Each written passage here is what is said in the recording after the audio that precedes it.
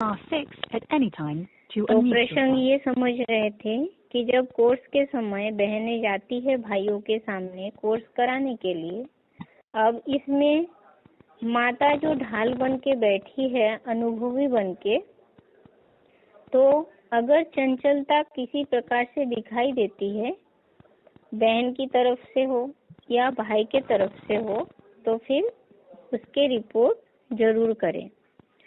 पर इसका मतलब ये भी नहीं है, सही रीति हमें परखना है, कहीं ऐसे भी ना हो कि गलत रिपोर्ट हो जाए।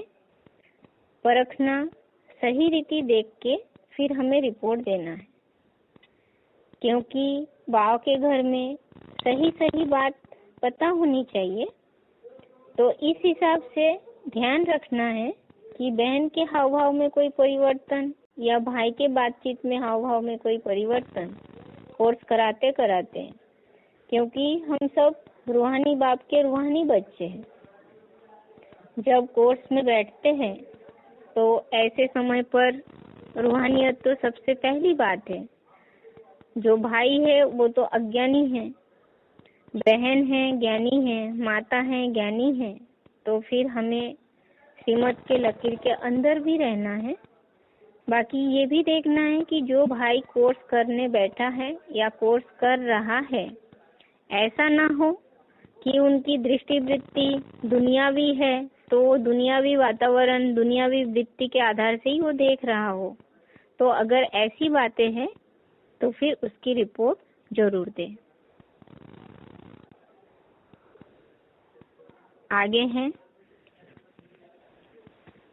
बहन के कोर्स कराते समय, जैसे कोर्स चल रहा है तो वो कोर्स कराते समय माता को बीच में इंटरफियर करके नहीं बोलना चाहिए। यदि बहन जिज्ञासु को कन्विंस नहीं कर पा रही है, डिसर्विस हो रही है, तब बीच में बहन को सहयोग दे सकती है या रिपोर्ट करें तो टीचर चेंज कर दी जाएगी। फिर से, बहन के कोर्स कराते समय माता को बीच में इंटरफियर करके नहीं बोलना है। यदि जिज्ञासु को कन्विंस नहीं कर पा रहे हैं, तो डिसर्विस हो रहा है, तो ऐसे समय पर बताएं तो फिर रिपोर्ट दें तो टीचर चेंज कर देंगे।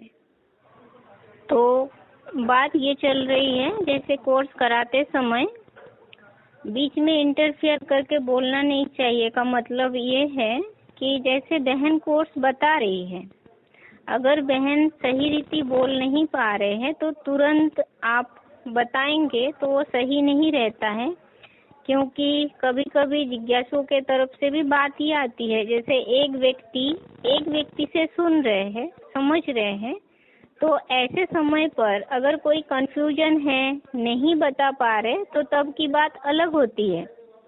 तो ऐसे समय पे मतलब बीच में इंटरफियर करना ठीक नहीं रहेगा। और अगर वो डिसर्विस हो रही है, बोल नहीं पा रहे हैं, तो सहयोग दे सकते कि हाँ ऐसे भी हो सकता है करके आप रिक्वेस्ट से उनको समझा सकते, बोल सकते हैं। बाकी बीच में टोकना, बोलना कि ऐसा नहीं ऐसा, तो ये सारे जिज्ञासु को भी अच्छा नहीं लगता है। तो इसका ध्यान रखना है। और साथ ही साथ अगर ज़्यादा डिसर्विस हो रहे तो रिपोर्ट करें, टीचर चेंज करेंगे। इस प्रसंग में अव्यक्तवाणी में पॉइंट है, अव्यक्तवाणी का तारीख है 30 नवंबर 2006, पृष्ठ 2। यज्ञ सेवा दिल से करना, अर्थात अपने पुण्य का खाता तीव्र गति से बढ़ाना।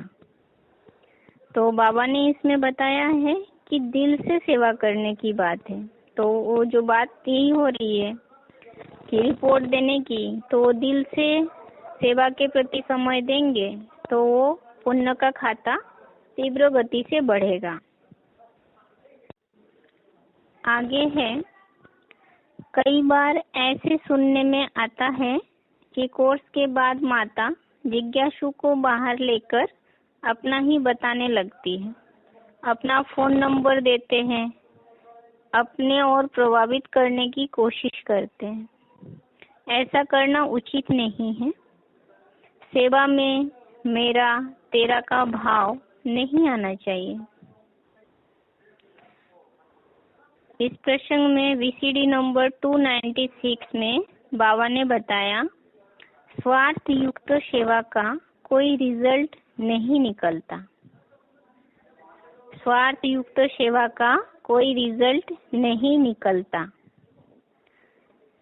तो ये बात है कि जैसे कोर्स करने के लिए जिज्ञासु आए हैं, कोर्स हो गया, मधुबन में कोर्स कर रहे हैं। अब कोर्स होने के बाद जब जिज्ञासु बाहर जाते हैं तो जो माता कोर्स में बैठती हैं तो वो माता फिर उन्हें अपना नंबर देते हैं, अपनी बातें बताने लग पड़ते हैं, अपनी ओर प्रभावित करने की कोशिश करते हैं। तो ये तो गलत है, ऐसा नहीं होना चाहिए, क्योंकि ये यज्ञ सेवा है। इस सेवा में मेरा तेरा ये फर्क, ये भाव नहीं आना चाहिए।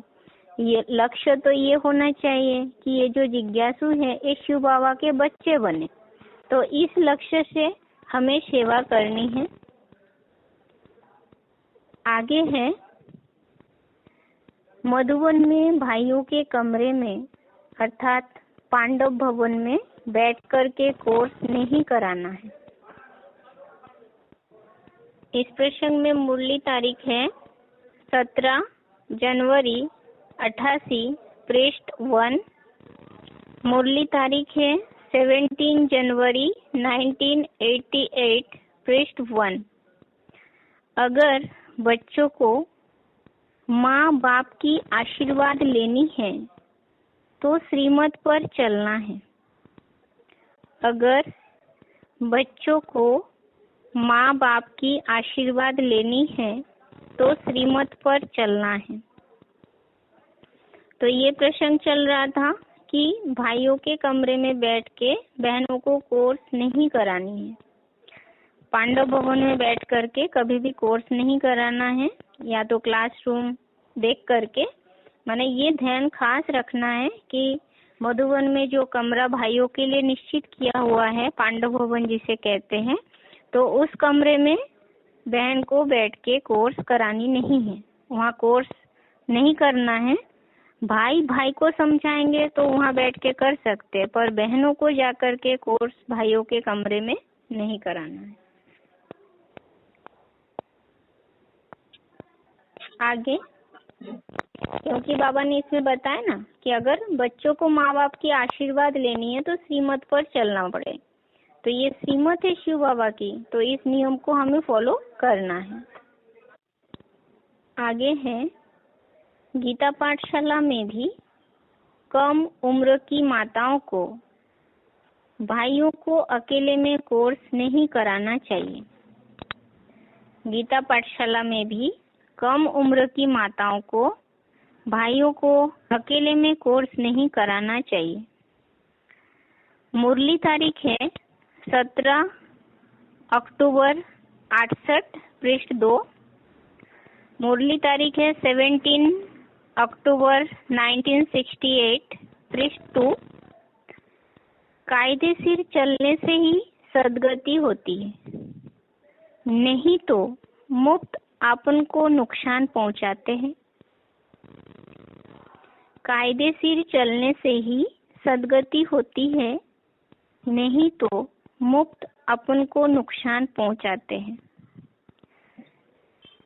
तो बाबा ने ये भी नियम बताया है कि जैसे गीता पाठशाला चलाते हैं, युगलों के द्वारा गीता पाठशाला चलती है, तो उसमें जो माता है, कम उम्र की माता, जैसे गीता पाठशाला में कोर्स करने के लिए जिज्ञासु आते हैं, तो ऐसे समय पर ध्यान देना है कि जो कम उम्र की माताएं हैं, तो ऐसी माताएं भाइयों को, यानी एक सिंगल भाई को या भाइयों को लेके अकेले में कोर्स नहीं कराना है।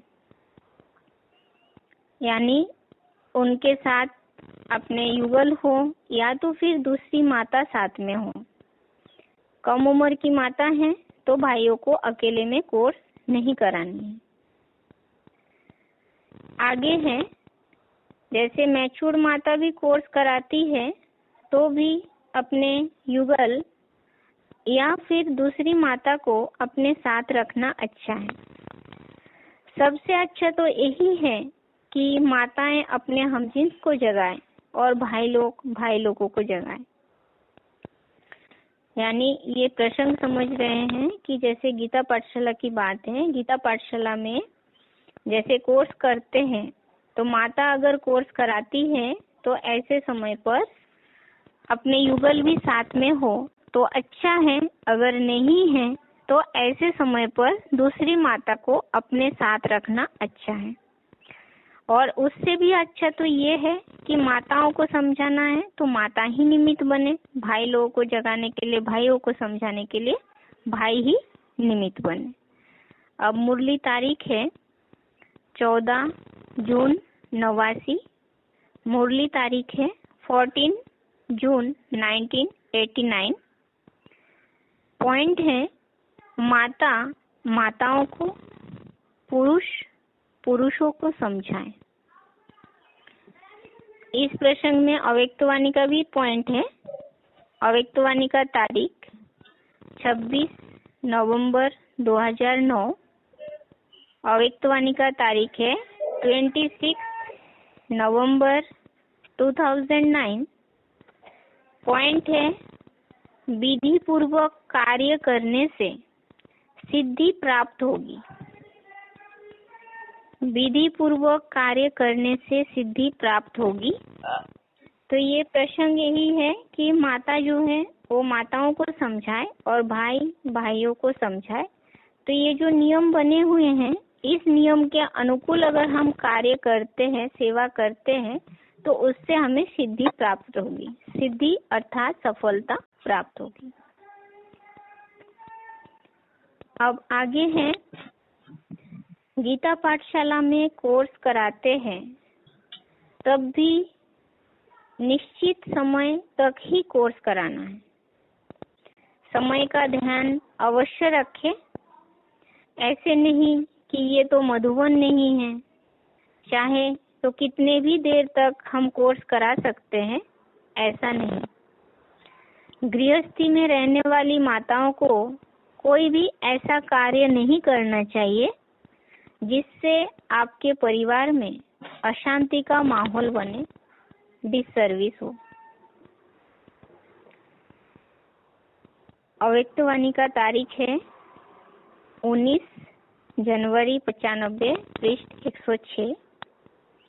अव्यक्तवाणी का तारीख है 19 जनवरी 1995, पृष्ठ 106।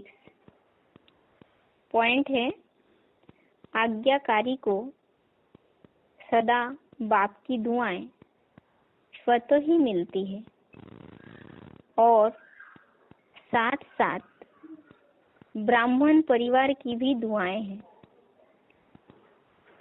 आज्ञाकारी को सदा बाप की दुआएं स्वतः ही मिलती है और साथ साथ ब्राह्मण परिवार की भी दुआएं हैं।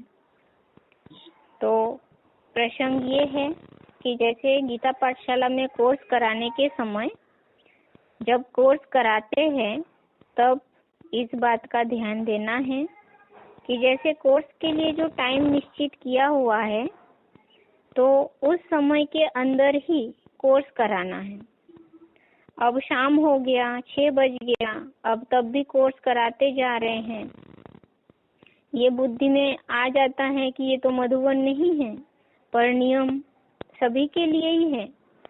तो इस बात का खास ध्यान देना है कि अगर देर तक कोर्स कराते रहेंगे तो जो घर वाले हैं वो असंतुष्ट होंगे, अशांति का माहौल बन जाएगा। तो इसलिए जो नियम बने हैं उस नियम के अनुसार गीता पाठशाला में कोर्स करानी है, क्योंकि जो गृहस्थी वाले हैं गीता पाठशाला जो चला रहे हैं तो उन्हें तो दोनों तरफ देखना है। तो इस हिसाब से आपके लौकिक परिवारजन भी असंतुष्ट ना हो, उसका भी ध्यान देना है और बाबा के श्रीमत के उल्लंघन ना हो उसका भी ध्यान देना है। अब आगे है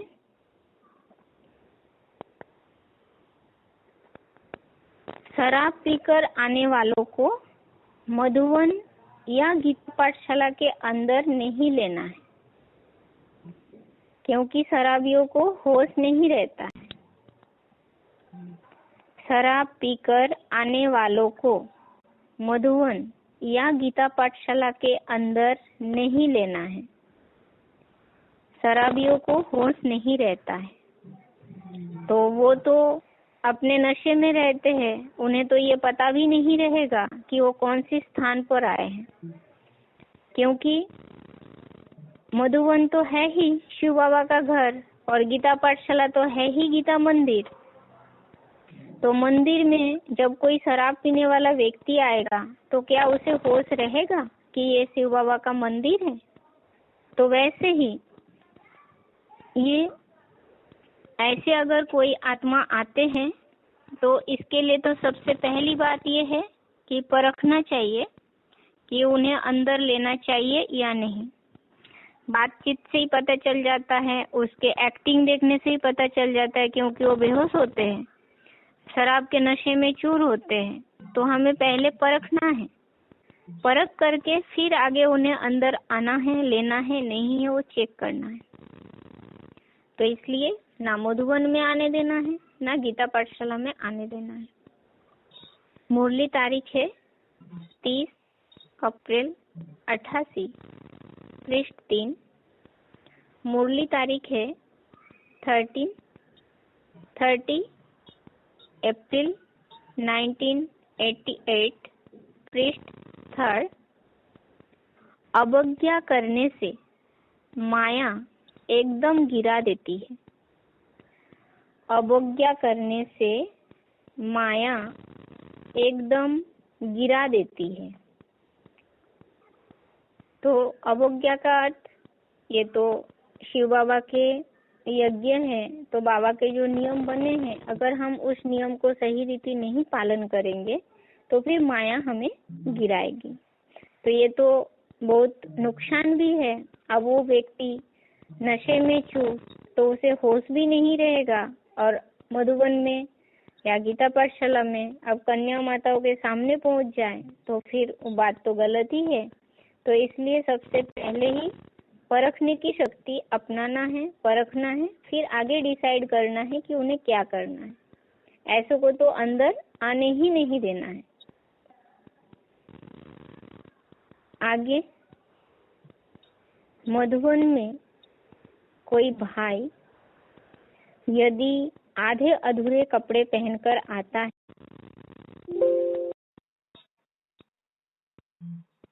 Thanks for using WebEx. Visit our website at www.webex.co.uk. का कर्तव्य यानी यज्ञ की तरफ से, शिव बाबा की तरफ से नियम क्या है तो वो समझेंगे।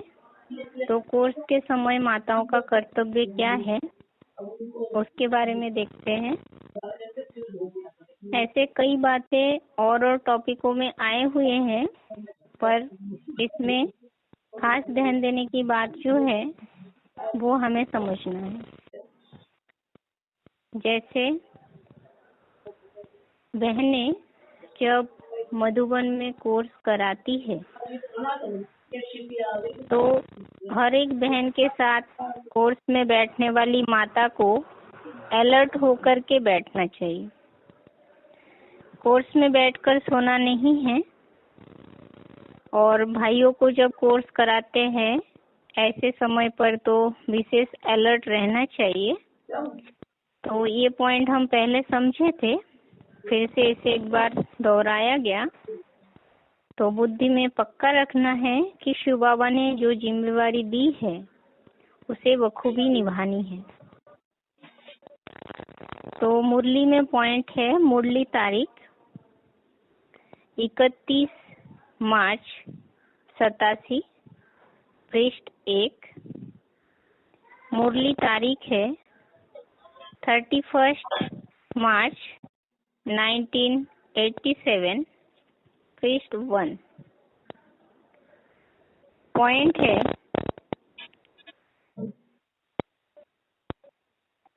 सोने की आदत बहुत खराब है। व्यापारी अथवा नौकरी वाले दिन में सोते नहीं हैं। यहाँ तो जितनी बाबा के यज्ञ की सेवा करेंगे उतनी कमाई ही कमाई है। बहुत फायदा है। सारा दिन काम में बिजी रहना चाहिए। तो बाबा ने एक उदाहरण दिया है। एक तो हम ब्राह्मण हैं, हम सबको दिन में सोने की बात आई, यानी ये उदाहरण चल रहा था, टॉपिक चल रहा था कि कोर्स कराते समय जैसे बहनें भाइयों को कोर्स कराती है, ऐसे समय पर साथ में जो माता ढाल के रूप में बैठती है, तो उन्हें अलर्ट होकर के बैठना है, सोना नहीं चाहिए। तो इसके लिए बाबा ने मुरली में कहा कि ये जो सोने की आदत है ये बहुत खराब है। मिसाल दिया बाबा ने कि जैसे दुनिया में जो व्यापारी लोग होते हैं या नौकरी करने वाले होते हैं वो दिन में सोते नहीं हैं। तो यहाँ ये तो बेहद के यज्ञ है। तो जैसे आप कोर्स में बहनों के साथ बैठते हैं, ये बड़ी यज्ञ सेवा है। तो इस सेवा में भी आप जितने अलर्ट होकर के बैठेंगे उतना अपनी कमाई होगी, उतना हमारी आत्मा की कल्याण होगा और फायदा भी है। तो बाबा ने इसलिए कहा कि सारे दिन बिजी रहना चाहिए। तो एक संगम युग ही ऐसा है जब हमें सिर्फ सेवा करने का मौका मिलता है। बाकी और युगों में जैसे द्वापर कलयुग से जब हम कर्म करेंगे तो उसे सेवा नहीं कहा जाएगा। ईश्वरीय सेवा सिर्फ इस संगम युग में, और ये अल्प समय के लिए। अब जैसे हम सब ज्ञानी तो आत्माएं हैं, तो हमें पता है कि अब थोड़ा ही समय बचा हुआ है। तो जब ये जिम्मेवारी मिलती है कन्याओं के साथ बैठ करके, जब कोर्स कराते हैं भाई लोग को कन्याएं, तो उस समय हमें अलर्ट होके बैठ के वो जिम्मेवारी पूरी तरह निभानी है। अब आगे दूसरी बात ये है, जब कोर्स कराते हैं तो ये ध्यान देना है कि चित्र जो है वो बहन के दाईं हाथ की ओर रहे, यानी राइट हाथ की तरफ रखना चाहिए, और बहन और भाई के बीच में माता को बैठना चाहिए। यानी चित्र जो है रखेंगे किस तरफ, बहन ऐसे बैठेंगे जो बहन की दाईं हाथ की ओर चित्र रखा हुआ रहे, बाएं हाथ की तरफ चित्र नहीं, इस बात का ध्यान रहे। दायां हाथ की तरफ समझाते समय हमें हाथ उठा के समझाना पड़ता है, चित्र दिखाना पड़ता है। तो दाएं हाथ की तरफ चित्र रहेगा तो हम हाथ उठा के सहज सहज समझा सकते हैं। तो इस बात का ध्यान देना है कि चित्र दायां हाथ की ओर हो, और जैसे बहन के सामने माने बाजू बाजू में भाई और बहन ना बैठ जाए, बहन के सामने होंगे, यानी माता बहन के साथ रहे, बहन और भाई के बीच में माता हो, यानी माता बहन के साथ रहे और भाई सामने हो थोड़ा दूरी पे, ऐसे। इस प्रसंग में अव्यक्तवाणी का तारीख है 27 जुलाई 1970, पृष्ठ 138।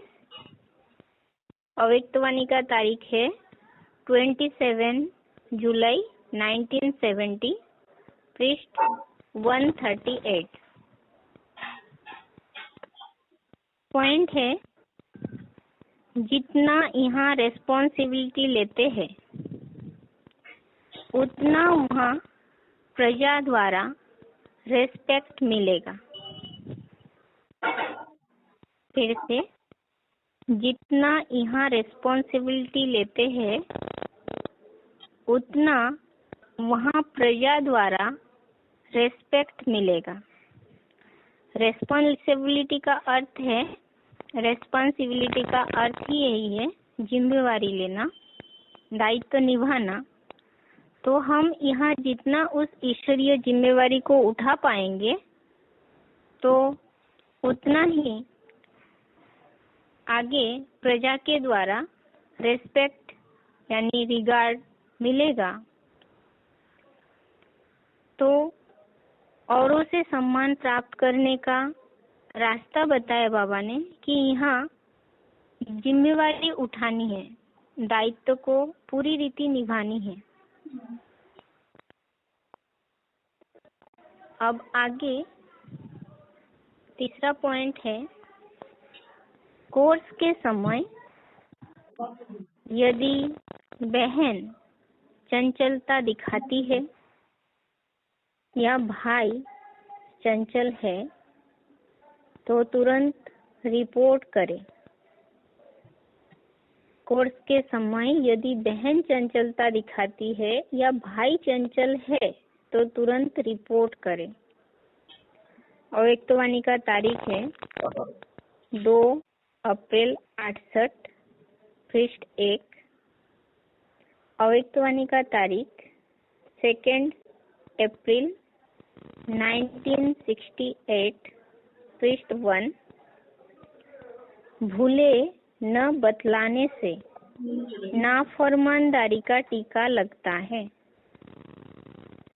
तो प्रसंग ये समझ रहे थे कि जब कोर्स के समय बहनें जाती है भाइयों के सामने कोर्स कराने के लिए, अब इसमें माता जो ढाल बन के बैठी है, अनुभवी बन के, तो अगर चंचलता किसी प्रकार से दिखाई देती है, बहन की तरफ से हो या भाई के तरफ से हो, तो फिर उसके रिपोर्ट जरूर करें।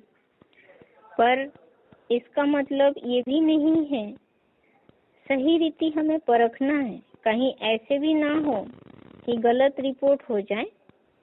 परखना, सही रीति देख के फिर हमें रिपोर्ट देना है, क्योंकि बाव के घर में सही सही बात पता होनी चाहिए। तो इस हिसाब से ध्यान रखना है कि बहन के हाव भाव में कोई परिवर्तन या भाई के बातचीत में हाव भाव में कोई परिवर्तन कोर्स कराते कराते, क्योंकि हम सब रूहानी बाप के रूहानी बच्चे हैं। जब कोर्स में बैठते हैं तो ऐसे समय पर रूहानियत तो सबसे पहली बात है। जो भाई है वो तो अज्ञानी है, बहन है ज्ञानी है, माता है ज्ञानी है। तो फिर हमें श्रीमत के लकीर के अंदर भी रहना है। बाकी ये भी देखना है कि जो भाई कोर्स करने बैठा है या कोर्स कर रहा है, ऐसा ना हो कि उनकी दृष्टि वृत्ति दुनियावी है, तो दुनियावी वातावरण दुनियावी वृत्ति के आधार से ही वो देख रहा हो। तो अगर ऐसी बातें हैं तो फिर उसकी रिपोर्ट जरूर दें। आगे हैं, बहन के कोर्स कराते समय, जैसे कोर्स चल रहा है तो वो कोर्स कराते समय माता को बीच में इंटरफियर करके नहीं बोलना चाहिए। यदि बहन जिज्ञासु को कन्विंस नहीं कर पा रही है, डिसर्विस हो रही है, तब बीच में बहन को सहयोग दे सकती है या रिपोर्ट करें तो टीचर चेंज कर दी जाएगी। फिर से, बहन के कोर्स कराते समय माता को बीच में इंटरफियर करके नहीं बोलना है।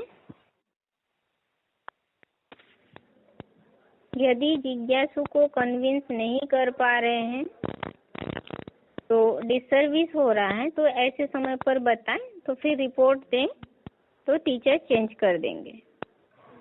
तो बात ये चल रही है, जैसे कोर्स कराते समय बीच में इंटरफियर करके बोलना नहीं चाहिए का मतलब ये है कि जैसे बहन कोर्स बता रही है, अगर बहन सही रीति बोल नहीं पा रहे हैं तो तुरंत आप बताएंगे तो वो सही नहीं रहता है, क्योंकि कभी कभी जिज्ञासुओं के तरफ से भी बात ये आती है, जैसे एक व्यक्ति से सुन रहे हैं, समझ रहे हैं, तो ऐसे समय पर अगर कोई कंफ्यूजन है, नहीं बता पा रहे, तो तब की बात अलग होती है। तो ऐसे समय पे मतलब बीच में इंटरफियर करना ठीक नहीं रहेगा। और अगर वो डिससर्विस हो रही है, बोल नहीं पा रहे हैं, तो सहयोग दे सकते कि हाँ ऐसे भी हो सकता है करके आप रिक्वेस्ट से उनको समझा सकते, बोल सकते हैं। बाकी बीच में टोकना, बोलना कि ऐसा नहीं ऐसा, तो ये सारे जिज्ञासु को भी अच्छा नहीं लगता है। तो इसका ध्यान रखना है। और साथ ही साथ अगर ज़्यादा डिससर्विस हो रहे तो रिपोर्ट करें, टीचर चेंज करेंगे। इस प्रसंग में अव्यक्तवाणी में पॉइंट है, अव्यक्तवाणी का तारीख है 30 नवंबर 2006, पृष्ठ 2। यज्ञ सेवा दिल से करना, अर्थात अपने पुण्य का खाता तीव्र गति से बढ़ाना। तो बाबा ने इसमें बताया है कि दिल से सेवा करने की बात है। तो वो जो बात यही हो रही है कि रिपोर्ट देने की, तो दिल से सेवा के प्रति समय देंगे तो वो पुण्य का खाता तीव्र गति से बढ़ेगा। आगे है, कई बार ऐसे सुनने में आता है कि कोर्स के बाद माता जिज्ञासु को बाहर लेकर अपना ही बताने लगती है, अपना फोन नंबर देते हैं, अपने और प्रभावित करने की कोशिश करते हैं। ऐसा करना उचित नहीं है। सेवा में मेरा तेरा का भाव नहीं आना चाहिए। इस प्रसंग में VCD नंबर 296 में बाबा ने बताया, स्वार्थ युक्त सेवा का कोई रिजल्ट नहीं निकलता। स्वार्थ युक्त सेवा का कोई रिजल्ट नहीं निकलता। तो ये बात है कि जैसे कोर्स करने के लिए जिज्ञासु आए हैं, कोर्स हो गया, मधुबन में कोर्स कर रहे हैं। अब कोर्स होने के बाद जब जिज्ञासु बाहर जाते हैं, तो जो माता कोर्स में बैठती है, तो वो माता फिर उन्हें अपना नंबर देते हैं, अपनी बातें बताने लग पड़ते हैं, अपनी ओर प्रभावित करने की कोशिश करते हैं। तो ये तो गलत है, ऐसा नहीं होना चाहिए, क्योंकि ये यज्ञ सेवा है। इस सेवा में मेरा तेरा ये फर्क, ये भाव नहीं आना चाहिए। ये लक्ष्य तो ये होना चाहिए कि ये जो जिज्ञासु है ये शिव बाबा के बच्चे बने। तो इस लक्ष्य से हमें सेवा करनी है।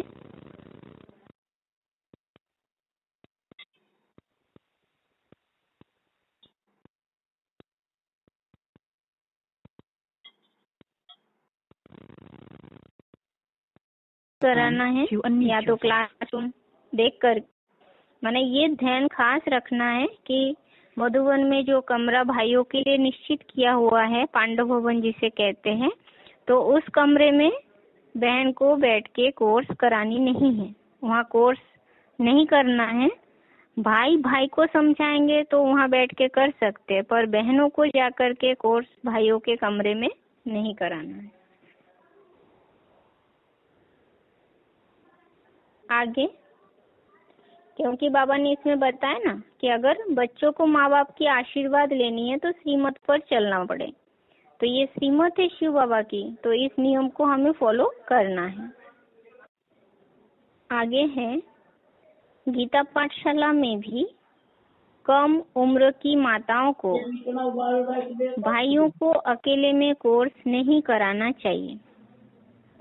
गीता पाठशाला में भी कम उम्र की माताओं को, भाइयों को अकेले में कोर्स नहीं कराना चाहिए।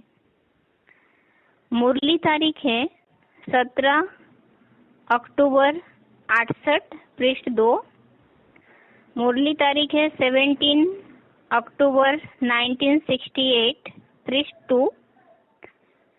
कायदेशीर चलने से ही सद्गति होती है, नहीं तो मुफ्त आपन को नुकसान पहुंचाते हैं।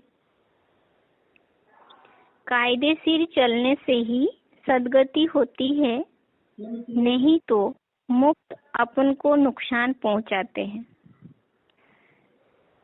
तो बाबा ने ये भी नियम बताया है कि जैसे गीता पाठशाला चलाते हैं, युगलों के द्वारा गीता पाठशाला चलती है, तो उसमें जो माता है, कम उम्र की माता, जैसे गीता पाठशाला में कोर्स करने के लिए जिज्ञासु आते हैं, तो ऐसे समय पर ध्यान देना है कि जो कम उम्र की माताएं हैं, तो ऐसी माताएं भाइयों को, यानी एक सिंगल भाई को या भाइयों को लेके अकेले में कोर्स नहीं कराना है। यानी उनके साथ अपने युगल हो या तो फिर दूसरी माता साथ में हो। कम उम्र की माता है तो भाइयों को अकेले में कोर्स नहीं करानी है। आगे है, जैसे मैच्योर माता भी कोर्स कराती है तो भी अपने युगल या फिर दूसरी माता को अपने साथ रखना अच्छा है। सबसे अच्छा तो यही है कि माताएं अपने हमजिन्स को जगाएं और भाई लोगों को जगाएं।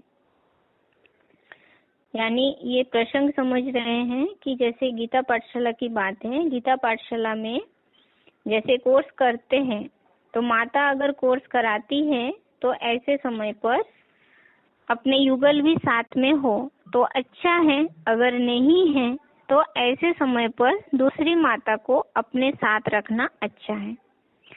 और उससे भी अच्छा तो ये है कि माताओं को समझाना है तो माता ही निमित्त बने, भाई लोगों को जगाने के लिए, भाइयों को समझाने के लिए भाई ही निमित्त बने।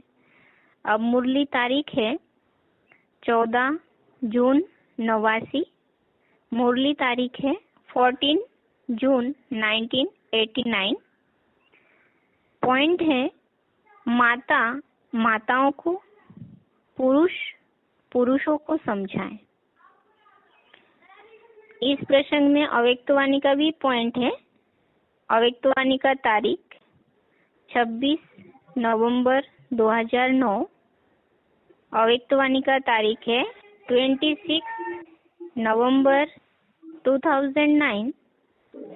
पॉइंट है, विधि पूर्वक कार्य करने से सिद्धि प्राप्त होगी। विधि पूर्वक कार्य करने से सिद्धि प्राप्त होगी। तो ये प्रसंग यही है कि माता जो है वो माताओं को समझाए और भाई भाइयों को समझाए। तो ये जो नियम बने हुए हैं, इस नियम के अनुकूल अगर हम कार्य करते हैं, सेवा करते हैं, तो उससे हमें सिद्धि प्राप्त होगी। सिद्धि अर्थात सफलता प्राप्त होगी। अब आगे है, गीता पाठशाला में कोर्स कराते हैं तब भी निश्चित समय तक ही कोर्स कराना है। समय का ध्यान अवश्य रखें। ऐसे नहीं कि ये तो मधुबन नहीं है, चाहे तो कितने भी देर तक हम कोर्स करा सकते हैं, ऐसा नहीं।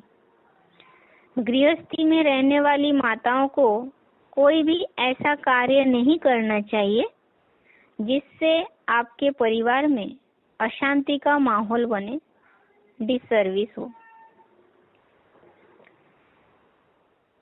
अव्यक्तवाणी का तारीख है 19 जनवरी 95, पृष्ठ 106।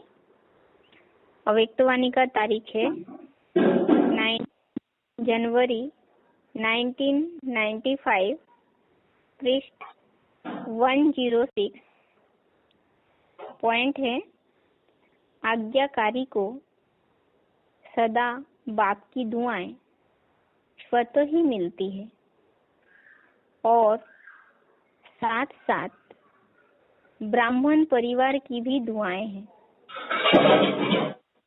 आज्ञाकारी को सदा बाप की दुआएं स्वतः ही मिलती है और साथ साथ ब्राह्मण परिवार की भी दुआएं हैं। तो प्रसंग ये है कि जैसे गीता पाठशाला में कोर्स कराने के समय जब कोर्स कराते हैं तब इस बात का ध्यान देना है कि जैसे कोर्स के लिए जो टाइम निश्चित किया हुआ है तो उस समय के अंदर ही कोर्स कराना है। अब शाम हो गया, 6 बज गया, अब तब भी कोर्स कराते जा रहे हैं। ये बुद्धि में आ जाता है कि ये तो मधुबन नहीं है, पर नियम सभी के लिए ही है। तो इस बात का खास ध्यान देना है कि अगर देर तक कोर्स कराते रहेंगे तो जो घर वाले हैं वो असंतुष्ट होंगे, अशांति का माहौल बन जाएगा। तो इसलिए जो नियम बने हैं उस नियम के अनुसार गीता पाठशाला में कोर्स करानी है। क्योंकि जो गृहस्थी वाले हैं, गीता पाठशाला जो चला रहे हैं, तो उन्हें तो दोनों तरफ देखना है। तो इस हिसाब से आपके लौकिक परिवारजन भी असंतुष्ट ना हो, उसका भी ध्यान देना है, और बाबा के श्रीमत के उल्लंघन ना हो, उसका भी ध्यान देना है। अब आगे है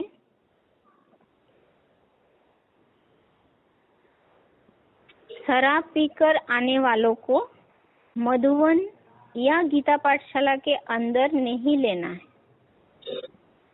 क्योंकि शराबियों को होश नहीं रहता है।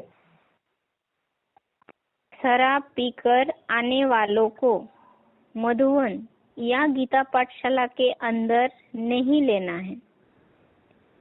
शराबियों को होश नहीं रहता है, तो वो तो अपने नशे में रहते हैं, उन्हें तो ये पता भी नहीं रहेगा कि वो कौन सी स्थान पर आए हैं। क्योंकि मधुबन तो है ही शिव बाबा का घर, और गीता पाठशाला तो है ही गीता मंदिर।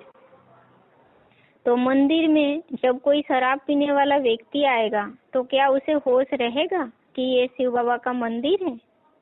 तो वैसे ही ये ऐसे अगर कोई आत्मा आते हैं तो इसके लिए तो सबसे पहली बात ये है कि परखना चाहिए कि उन्हें अंदर लेना चाहिए या नहीं। बातचीत से ही पता चल जाता है, उसके एक्टिंग देखने से ही पता चल जाता है, क्योंकि वो बेहोश होते हैं, शराब के नशे में चूर होते हैं।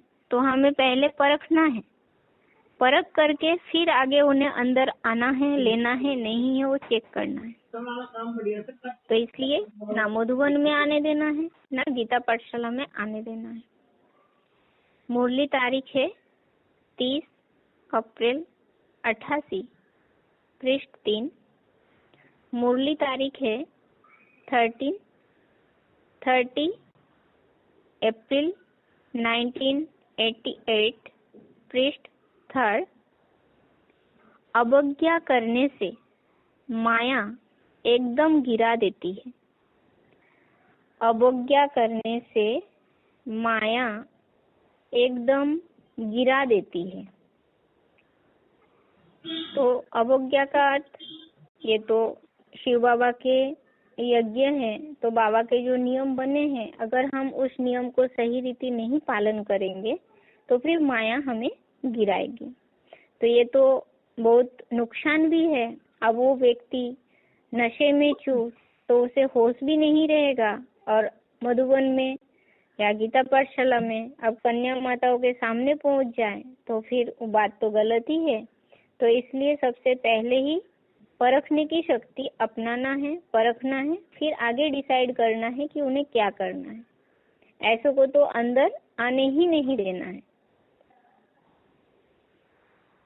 आगे मधुबन में कोई भाई यदि आधे अधूरे कपड़े पहनकर आता है तो बहनों को कोर्स कराने सामने नहीं जाना है। माताएं अटेंड करके भाई को समझा सकते हैं कि पूरे कपड़े पहनकर आएंगे तभी कोर्स कराया जाएगा। मधुबन में कोई भाई यदि आधे अधूरे कपड़े पहनकर आता है तो बहनों को कोर्स कराने सामने नहीं जाना है। माताएं अटेंड करके भाई को समझा सकते हैं कि पूरे कपड़े पहनकर आएंगे तभी कोर्स कराया जाएगा। तो आजकल दुनियावी पहनावा तो अधूरे ही कपड़े, तो इस बात का खास ध्यान देना है।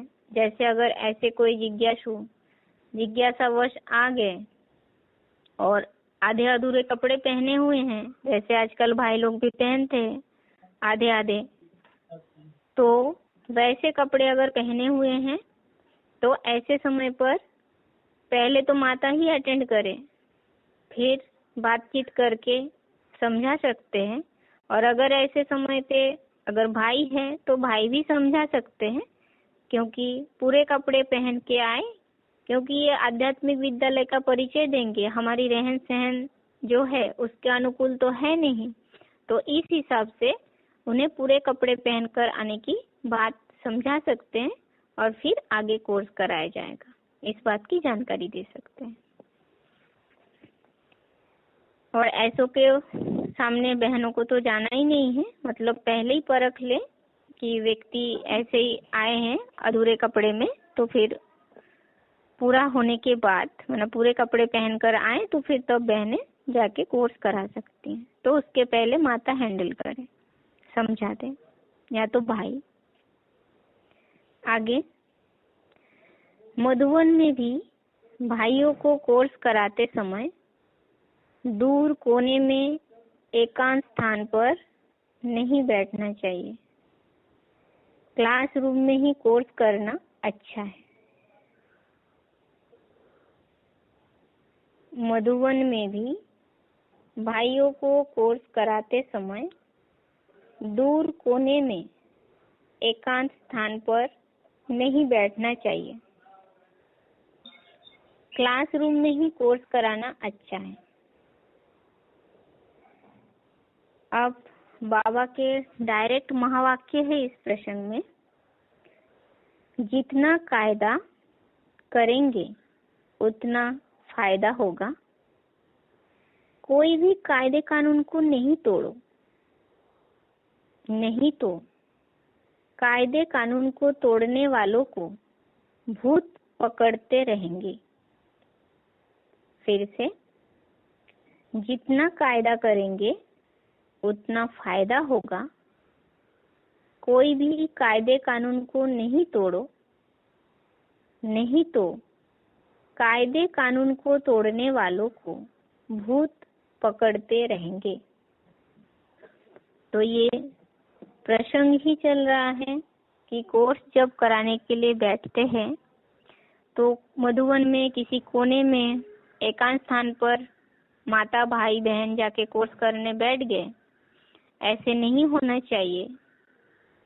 क्लासरूम में वातावरण अच्छे होते हैं तो क्लासरूम में ही कोर्स करना सबसे अच्छा है। तो बाबा ने इसलिए कहा है कि ये तो कायदा है ना, नियम बने हुए हैं, तो इस नियम को हमें तोड़ना नहीं है। श्रीमत के अनुकूल क्लासरूम में प्रसंग देख करके, समय देख करके क्लासरूम में ही कोर्स करेंगे तो अच्छा है।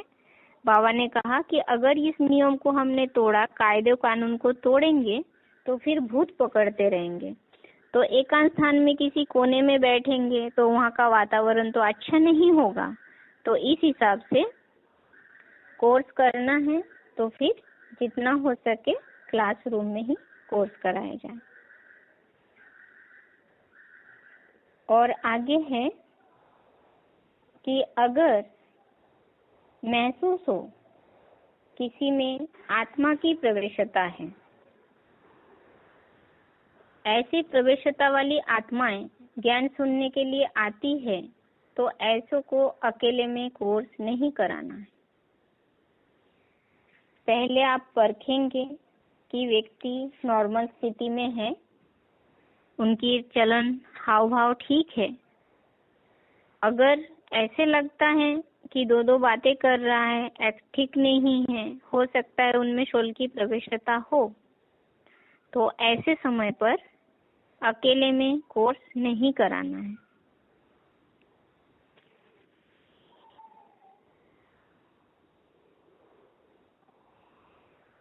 अब इसे आगे देखेंगे। अभी बेसिक कोर्स, बेसिक कोर्स में आगे जो कल्पवृक्ष है, कल्पवृक्ष के चित्रों को समझते हैं आज। तो कल्प और वृक्ष। तो कल्प तो पूरे 5000 वर्ष के हैं। अब वृक्ष यानी वृक्ष है तो ये एक सृष्टि रूपी अनोखा वृक्ष है। अब इस कल्प वृक्ष को आप 3 लोक के चित्रों को देखे हैं तो उस 3 लोक के चित्र में जो साकारी लोक है उस साकारी लोक में कल्प वृक्ष को दिखाया है, यानी एक उल्टे वृक्ष के रूप में दिखाया है। उल्टे वृक्ष का अर्थ ही है कि आप हमेशा यही जानते हैं कि जो भी वृक्ष है उसके जड़ जमीन की ओर नीचे है और टालटालियां ऊपर की ओर होती है। पर ये जो सृष्टि वृक्ष अनोखा वृक्ष जिसे बताया है इसकी जड़ ऊपर की ओर और टालटालियां जो है वो नीचे की ओर है। कारण क्या है? इसका कारण ही यही है कि जैसे उस वृक्ष के बीज को हम जमीन पे बोते हैं और फिर उस वृक्ष से वृक्ष की शुरुआत होती है, यहाँ भी ये जो सृष्टि रूपी वृक्ष है 5000 वर्ष की एक सृष्टि है। इस सृष्टि में जो आत्माएं जिस समय जैसे जैसे इस सृष्टि पर उतर के पाठ बजाते हैं, अब उनके क्रम को एक लेयर से अगर सज्जित किया जाए तो वो एक वृक्ष का आकार है कि कौन से समय पर कौन सी आत्माएं इस सृष्टि पर आके क्या कर्तव्य किए हैं, तो वो दिखाया है इस कल्पवृक्ष के चित्र में। अब जो 3 लोक के चित्र में इसके मूल जड़ ऊपर की ओर है, क्योंकि ये मनुष्य सृष्टि रूपी वृक्ष के जो बीज है, हद के वृक्ष के बीज विनाशी पर इस कल्प वृक्ष के बीज अविनाशी। वो बीज जड़ है और ये बीज चैतन्य है और वो स्वयं परमपिता परमात्मा बाप है। जो आत्माओं के पिता शिव है वही इस सृष्टि वृक्ष के बाप है और उनके द्वारा ही ये वृक्ष विस्तार को प्राप्त हुए हैं।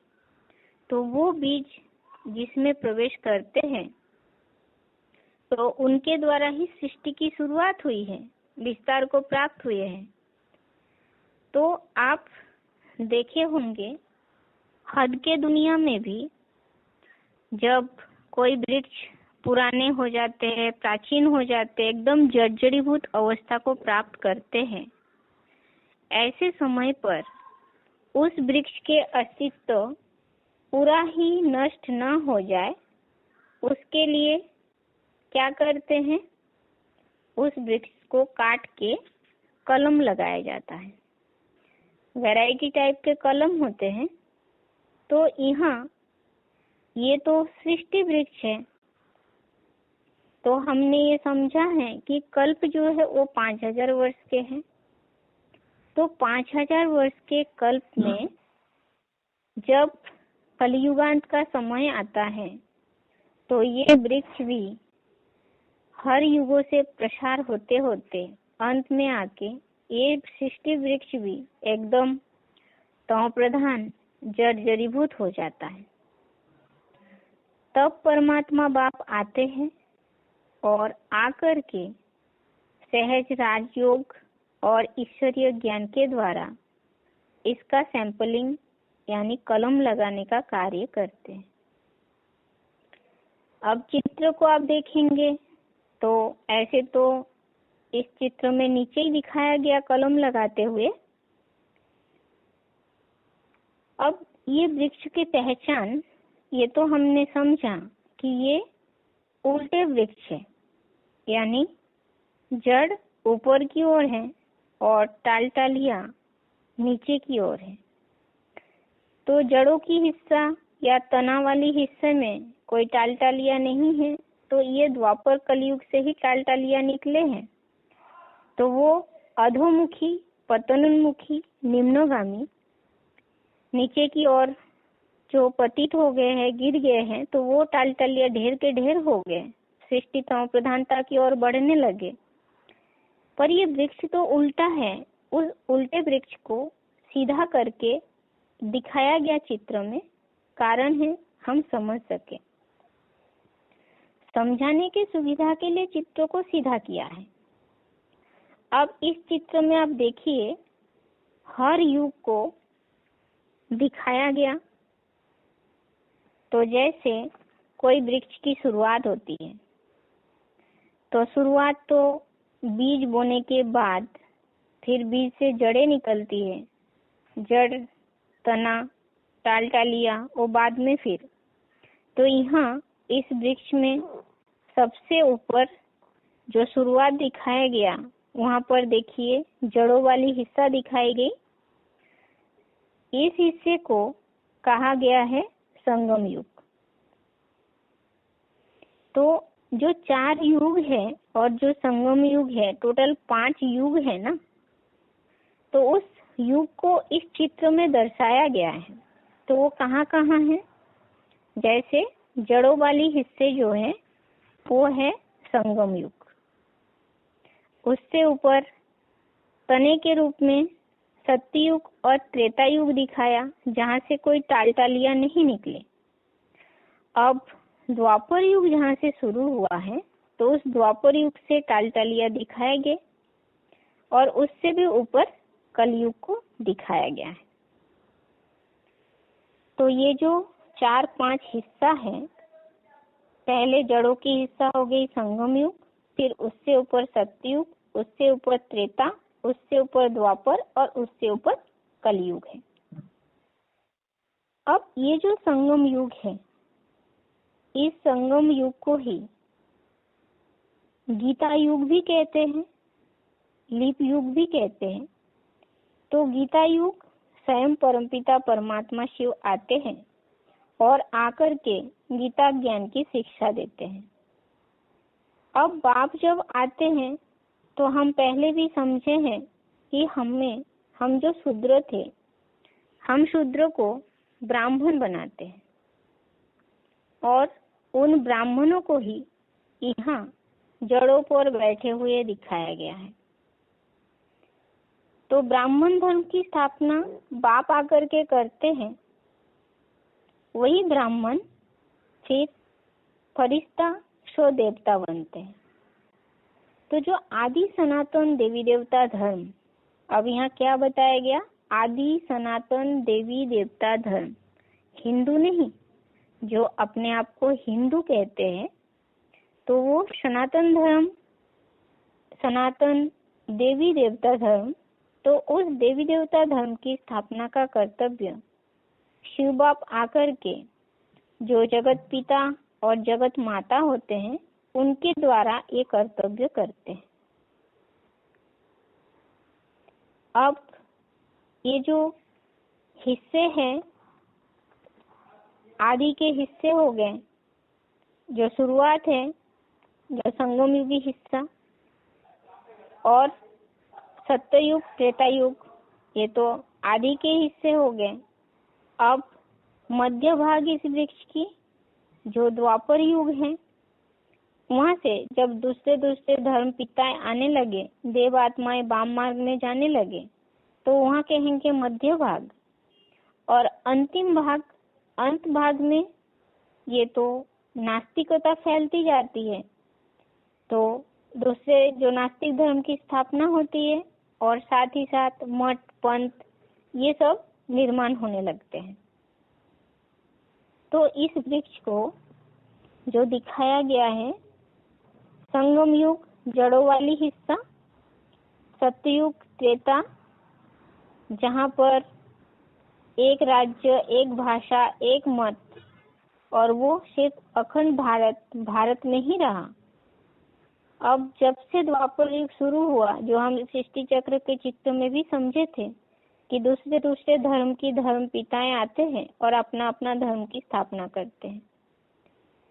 तो ये द्वापर युग शुरू हुआ, तो तब से ही 2 मत, 2 भाषा, 2 राज्य की शुरुआत होगी। ये जो सत्ययुग और त्रेता युग आप चित्र को देखेंगे तो चित्र में सत्ययुग में राधा कृष्ण को दिखाया गया, त्रेता में राम सीता को दिखाई गई। तो ये जो देवात्माओं की दुनिया दिखाया गया, तो यहाँ एक भाषा, एक राज्य, एक धर्म और ये सब दिव्य गुणों को धारण किए हुए हैं। अब जब एक भाषा, एक मत, एक राज्य जो परमपिता परमात्मा बाप आकर के स्थापन करते हैं, तो वो सिर्फ एक भारत देश में ही होता है। दूसरे दूसरे जो धर्म खंड है वो तो उस समय समुद्र में समाये हुए होते हैं। अब ये जो स्वर्ग है जिसे हर धर्म में मानते हैं, वैकुंठ, वहिष्ठ, हेवन, तो हर धर्म के लोग उसे मानते हैं, तो वो सिर्फ 2500 वर्ष के लिए। अब उसके बाद जब से द्वापर युग शुरू, तो वो दुख की दुनिया शुरू हो जाती है। एक मत के बदले 2 मत, 2 राज्य, 2 भाषा, यानी रावण राज्य की शुरुआत हो गई। अब यहाँ से ही देवात्माएं उन विधर्मी आत्माओं के संग के रंग में आने लगते हैं। सत्य त्रेता में तो धर्म पिताएं भी नहीं आते। अब ये जो द्वापर युग दिखाया गया, तो इस द्वापर से ही जैसे सबसे पहले इब्राहिम आकर के इस्लाम धर्म की स्थापना करते हैं, तो ये जो इब्राहिम आए हैं 2500 वर्ष पूर्व, तो उनके द्वारा स्थापित किया हुआ धर्म है इस्लाम धर्म। अब जस्ट उनके विपरीत दूसरी ओर दिखाया महात्मा बुद्ध के द्वारा स्थापित किया हुआ बौद्ध धर्म। अब जो ये इब्राहिम, बुद्ध, उससे ऊपर क्राइस्ट को दिखाया, क्रिश्चियन धर्म के प्रणेता को। उनके साथ साथ दूसरी ओर संन्यास शंकराचार्य को दिखाया, जो शंकराचार्य संन्यास धर्म की स्थापना करते हैं। और उसके बाद मोहम्मद के द्वारा स्थापित किया हुआ मुस्लिम धर्म। फिर आए हैं गुरु नानक के द्वारा स्थापित किया हुआ सिख धर्म। फिर आर्य समाजी जो दयानंद सरस्वती के द्वारा स्थापित होता है, और नास्तिक जो लेनिन स्टेलिन के द्वारा स्थापित किया गया। तो परमात्मा बाप आए तो एक धर्म, एक राज्य, एक भाषा, आदि सनातन देवी देवता धर्म, उसकी स्थापना करते, यानी बाप आकर के ब्राह्मण, देवता और क्षत्रिय का फाउंडेशन डाल देते हैं। बाकी द्वापर में जैसे इब्राहिम जब ऊपर इस सृष्टि पर आए परम धाम से, तो उनके जो धर्म खंड है वो समुद्र से ऊपर आता है। तो ऐसे ही हर धर्म पिता के साथ साथ उनके धर्म खंड जो मुख्य धर्म है, इस्लाम, इब्राहिम के द्वारा इस्लाम, बौद्ध, क्रिश्चियन, तो ये धर्म खंड ऊपर आते हैं और धर्म पिताएं आकर के अपने धर्म की स्थापना करते हैं। तो द्वापर युग से टालटालियां दिखाई गई, तो दूसरे दूसरे धर्म की शुरुआत, और कलयुग के अंतिम हिस्सा को काट के कलम लगाया गया, चित्र में आप देख सकते हैं। तो वो दिखाई गई सैंपलिंग का कार्य जो परमात्मा बाप संगम में आकर के करते हैं। अब ये जो वृक्ष है, तो जर्जरीभूत अवस्था को पाने से पहले ही परमपिता परमात्मा शिव नई सृष्टि की फाउंडेशन यानी स्वर्ग रूपी नई दुनिया बनाने का कार्य अभी संगम में वर्तमान समय कर रहे हैं। और यहाँ जो बैठे हुए मुट्ठी भर ब्राह्मण आत्माओं को दिखाया गया सफेद पोष में, तो वो मुट्ठी भर आत्माएं जो भगवान बाप को पहचान करके उनके मत पर, उनके कर्तव्य पर चल रहे हैं और इस विश्व को परिवर्तन करने में अपना सहयोग दे रहे हैं, तो उन आत्माओं को यहाँ दर्शाया गया है। तो ये जो आत्माएं हैं ये आधार है, जड़े हैं, और साथ में इन आधार को जन्म देने वाला, माना आप समझ सकते हैं जैसे कोई बीज बोते हैं, तो बीज तो बीज है, बीज पहले, फिर बीज के बाद, बीज बोने के कारण बीज से फिर जड़ निकलती है। तो पहले है बीज, फिर उसके बाद है जड़ें, और फिर जड़ के बाद फिर आगे टाल टालियां निकलती है, तना निकलती है, टाल टालियां निकलती है। तो ये जो वृक्ष है इसे कल्प वृक्ष कहा गया। अब आगे जो यहाँ पर माला दिखाई गई है, दूसरी ओर 3 लोग दिखाया गया है, जिसे इस वृक्ष को उल्टा वृक्ष के रूप में दिखाया। तो ये माला जो है, हर धर्म में माला फेरी जाती है, पिरोते हैं। तो माला यानी संगठन, और उस चित्रों में ऐसे दिखाया गया है कि कन्या माताएं को दिखाई गई और उनके ऊपर कलश दिखाया गया। तो परमात्मा बाप जब आते हैं तो कन्या माताओं को ज्ञान का कलश देते हैं। जो नास्तिक होते हैं वो इस माला में नहीं आते, माला को फेरते भी नहीं। हर धर्म वाले माला को जपते हैं पर नास्तिक नहीं, क्योंकि शब्दों में ही अर्थ है। नास्तिक उनके कोई के ऊपर कोई आस्था नहीं। अब आगे इस चित्र को आगे कंप्लीट करते हैं। आज यहाँ तक ही। ओम शांति। ओम शांति। आज आगे का टॉपिक समझेंगे। टॉपिक ये है कि जैसे कोर्स के समय माताओं का कर्तव्य, यानी यज्ञ की तरफ से, शिव बाबा की तरफ से नियम क्या है, तो वो समझेंगे। तो कोर्स के समय माताओं का कर्तव्य क्या है, उसके बारे में देखते हैं। ऐसे कई बातें और टॉपिकों में आए हुए हैं, पर इसमें खास ध्यान देने की बात जो है वो हमें समझना है। जैसे बहनें जब मधुबन में कोर्स कराती है तो हर एक बहन के साथ कोर्स में बैठने वाली माता को अलर्ट होकर के बैठना चाहिए। कोर्स में बैठकर सोना नहीं है। और भाइयों को जब कोर्स कराते हैं ऐसे समय पर तो विशेष अलर्ट रहना चाहिए। तो ये पॉइंट हम पहले समझे थे, फिर से इसे एक बार दोहराया गया। तो बुद्धि में पक्का रखना है कि शिव बाबा ने जो जिम्मेवारी दी है उसे बखूबी निभानी है। तो मुरली में पॉइंट है, मुरली तारीख 31 मार्च 87, पृष्ठ 1। मुरली तारीख है 31 मार्च 1987, पृष्ठ 1। पॉइंट है, सोने की आदत बहुत खराब है। व्यापारी अथवा नौकरी वाले दिन में सोते नहीं हैं।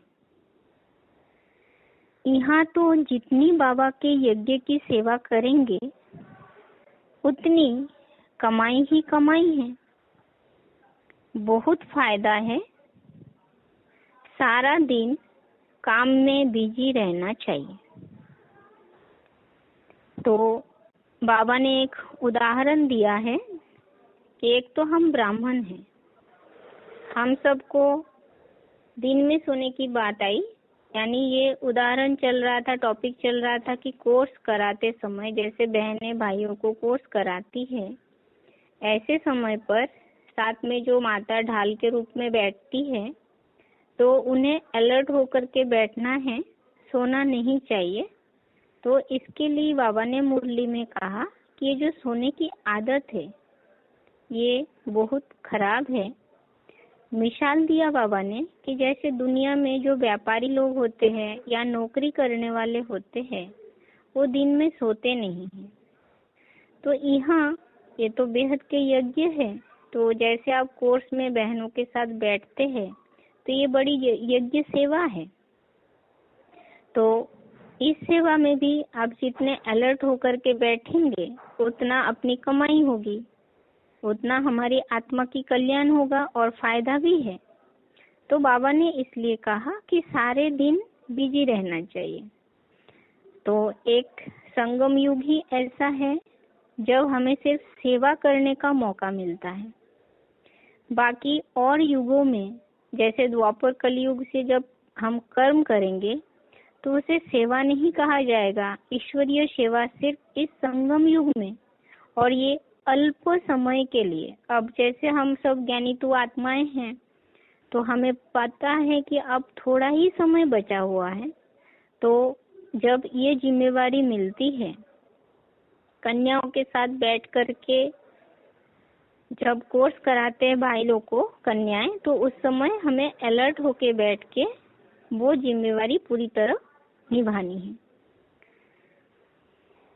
अब आगे दूसरी बात ये है, जब कोर्स कराते हैं तो ये ध्यान देना है कि चित्र जो है वो बहन के दाईं हाथ की ओर रहे, यानी राइट हाथ की तरफ रखना चाहिए, और बहन और भाई के बीच में माता को बैठना चाहिए। यानी चित्र जो है रखेंगे किस तरफ, बहन ऐसे बैठेंगे जो बहन की दाईं हाथ की ओर चित्र रखा हुआ रहे, बाएं हाथ की तरफ चित्र नहीं, इस बात का ध्यान रहे। दायां हाथ की तरफ समझाते समय हमें हाथ उठा के समझाना पड़ता है, चित्र दिखाना पड़ता है। तो दाएं हाथ की तरफ चित्र रहेगा तो हम हाथ उठा के सहज सहज समझा सकते हैं।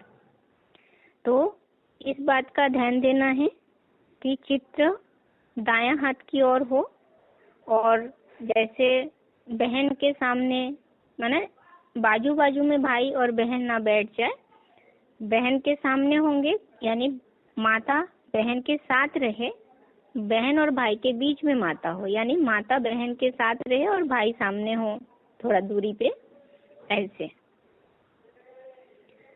इस प्रसंग में अव्यक्तवाणी का तारीख है 27 जुलाई 1970, पृष्ठ 138। अव्यक्तवाणी का तारीख है 27 जुलाई 1970, पृष्ठ 138। पॉइंट है, जितना यहाँ रेस्पॉन्सिबिलिटी लेते हैं